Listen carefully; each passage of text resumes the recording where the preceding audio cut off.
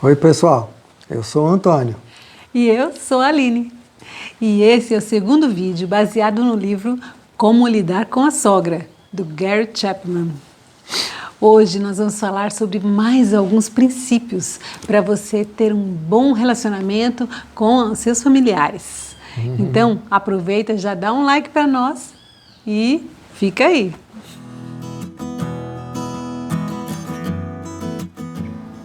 O respeito é um ingrediente muito importante em todos os relacionamentos. E isso não é diferente na relação com os nossos familiares.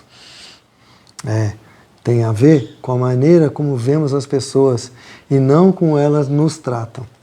Se você enxergar aquele parente como uma pessoa assim muito importante, que foi criada à imagem e semelhança de Deus, você vai tratá-la com muito mais consideração, não é verdade? Mesmo que não concorde com algumas das suas ações ou opiniões. Sim, pode ser que seus parentes se considerem um lixo, uma porcaria. Ou então pode ser que eles se considerem o presente de Deus para a humanidade. Mas isso não deve mudar a forma como você os trata. Eles têm sentimentos, eles são inteligentes, eles são livres para agir como quiserem. E eles vão responder ao Senhor pela forma como vivem a sua vida. E não para nós. Nem para você. É isso aí. Quando decido respeitar os meus parentes, eu reconheço que eles têm a liberdade de ser diferentes de mim. Por isso, não faz sentido eu tentar impor a minha opinião a eles. Eles têm a própria deles. Eles têm a mesma liberdade que eu tenho de agir e de pensar. Pode ser que eu me irrite às vezes, ou me entristeça por alguma coisa que eles façam. Tudo bem. Eles são sentimentos normais, todos nós temos. Todos nós nos irritamos e nos entristecemos. Mas reagir brigando com eles porque eu me irritei é uma falta de respeito. É um pecado, gente. Para cada situação de conflito, o caminho é tratar a pessoa com respeito, procurando entender qual é o ponto de vista dela e buscando soluções que agradem a todos. Sim, é isso mesmo. Há várias áreas em que nós podemos demonstrar respeito pelos nossos familiares, pelos nossos e do nosso cônjuge. É isso aí. A primeira delas é o respeito pelas tradições familiares. O casamento une duas famílias, cada um com seus próprios costumes, totalmente diferentes um do outro. Cada família celebra da importância diferente a datas especiais, por exemplo. Verdade. Na família de um, o evento mais importante, por exemplo, é o dia 24, véspera do Natal. Na outra família, o certo é comemorar o dia 25, dia do Natal.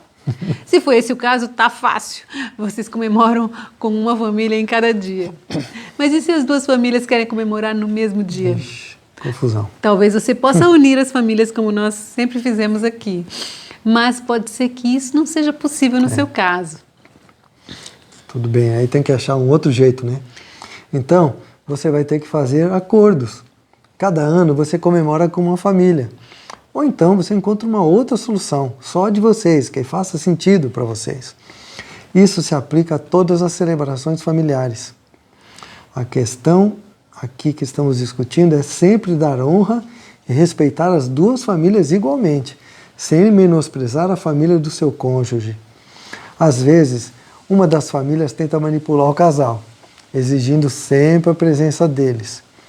E aí, esquece que o outro tem família também, que deve ser respeitada. Nessa hora, o casal deve deixar claro que as duas famílias são igualmente importantes. Sim. A segunda área em que nós devemos respeitar os nossos familiares é em relação às diferenças religiosas e políticas. O mundo é muito diverso. Há todo tipo de crenças e modos de encarar a vida. Mesmo entre os cristãos, há diversas linhas teológicas que podem gerar discordâncias entre o casal e entre as famílias. O relacionamento entre o casal é muito mais simples, claro, se os dois têm a mesma fé, porque as crenças influenciam a forma como você encara todas as áreas da sua vida. Mas pode ser que um dos dois tenha mudado o seu modo de pensar depois do casamento, ou pode ser que você não soubesse exatamente como ele pensava antes de casar. Além disso, você não tem nenhum controle sobre a fé dos seus familiares ou a opinião deles. Então não permita que essas diferenças criem barreiras dentro da sua família. Talvez você nunca consiga resolver todos os conflitos religiosos e políticos da sua família. Provavelmente não. Mas a decisão de respeitar as opiniões divergentes, essa decisão cria um ambiente de diálogo, de forma que cada um possa expor a sua fé e suas opiniões com total liberdade. Isso é muito importante. A terceira área em que devemos respeitar os nossos familiares é o direito à privacidade. A invasão da privacidade é uma área em que há muitos conflitos entre o casal e seus familiares mais próximos. Muitos aguentam por muito tempo a chegada de parentes sem avisar, ou a intromissão em assuntos particulares, até que um dia, sabe o que acontece? Eles explodem, bum, e não aguentam mais a intromissão dos outros. Aí começa a briga. Conversar abertamente, explicando o comportamento que se espera dos outros, essa é uma boa solução para resolver esse problema.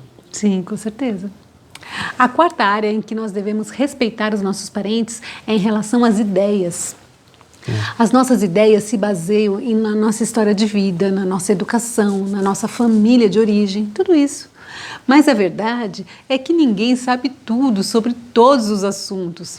Então, vale a pena ouvir as ideias dos outros, sim. Com certeza. A Bíblia diz que quando buscamos conselhos, é muito mais provável que a gente tome decisões sábias. Provérbios 11:14 diz: ter muitos conselheiros lhe dá segurança. Pois é. Leve em consideração as sugestões dos seus pais e familiares. Eles podem sim te ajudar.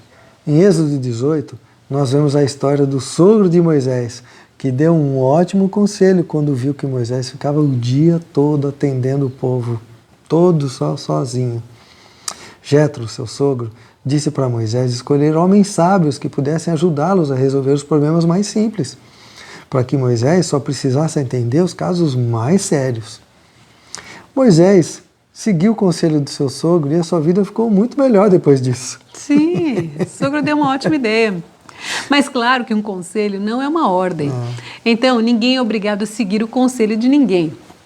Se alguém da sua família ou da família do seu cônjuge te dá um conselho e você não concorda com ele, então simplesmente agradeça, mas diga que decidiu agir de uma outra forma. Tudo bem. Respeitar as ideias dos outros não significa fazer sempre o que os outros sugerem.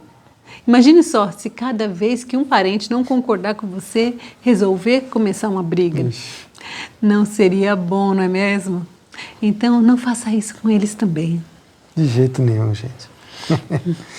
É muito comum a gente falar bobagem quando nós estamos chateados, assim, bravos com algum parente, por qualquer motivo.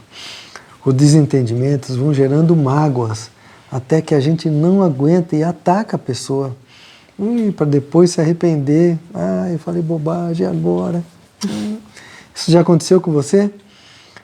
Muitas dessas acusações que fazemos, assim, nesse momento de raiva, elas são baseadas na ideia de que sabemos o porquê a pessoa fez ou falou determinada coisa. Nós já pré-julgamos.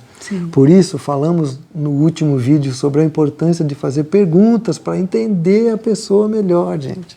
Se você não viu, veja lá. A gente nem percebe, mas muitas vezes nós falamos de uma forma que gera muitos problemas. Essa forma de falar, que deve ser evitada, é começar uma frase com você. Como assim? Você fez isso. Você me magoou. Ou você é irresponsável. Você me traiu. Isso se torna um ataque, como se eu soubesse tudo sobre a situação e pudesse julgar. Essa conversa provavelmente não vai acabar bem, porque na verdade não é uma conversa, é sim um julgamento já com uma condenação feita. A minha fala não deve ser uma acusação, e sim ela deve expressar a minha percepção sobre a situação que nós estamos vivendo. Então é muito melhor eu dizer, eu me sinto magoada, ou eu sinto como se isso fosse uma irresponsabilidade, ou eu me sinto traída. Todos nós temos o direito de falar sobre os nossos sentimentos. Então, falando sobre os seus sentimentos, você mostra que existe um problema, sem atacar a outra pessoa, apenas dizendo como você se sente em relação a isso. Talvez você até ache isso legal, Mas na hora que está com raiva ou magoado, não consegue falar assim. Você acaba atacando, discutindo e os relacionamentos se rompem. Minha sugestão para você é a seguinte: para um pouco, respira fundo, toma uma água, fica quieto um pouquinho e pensa antes de falar. Talvez assim você consiga falar sobre o que sente e não atacar o outro. Essa mudança na forma de falar, ela não acontece de um dia para o outro, gente. Mas é possível se você decidir fazer isso. Sim. Escolha conscientemente falar sobre si mesmo e não sobre o outro. Se mesmo assim você perceber que você está começando uma frase com "você fez isso", então para tudo e recomece a frase, mudando para "eu acho que parece que você está fazendo tal coisa. É isso mesmo?" Com o tempo isso vai se tornar mais natural e as suas conversas vão ter uma chance muito maior de acabar bem. Com certeza. Com certeza, meu amor. Um outro princípio muito importante para preservar os relacionamentos familiares é aprender a negociar. Como assim negociar? Negociar. Sim, negociar é o seguinte: negociar é discutir uma questão com o objetivo de chegar a um acordo. É acreditar que vamos encontrar uma solução com a ajuda de Deus. Sem negociar, os relacionamentos são rompidos e continuam assim. Às vezes, por anos, porque os desentendimentos levantam muros que destroem as relações. Muitas vezes não negociamos porque estamos com raiva. Mas a negociação é a única solução, porque nós não vamos concordar em tudo, gente. Cada um tem a sua forma de pensar, de sentir e de agir. Sem negociar, essas diferenças elas nos dividem.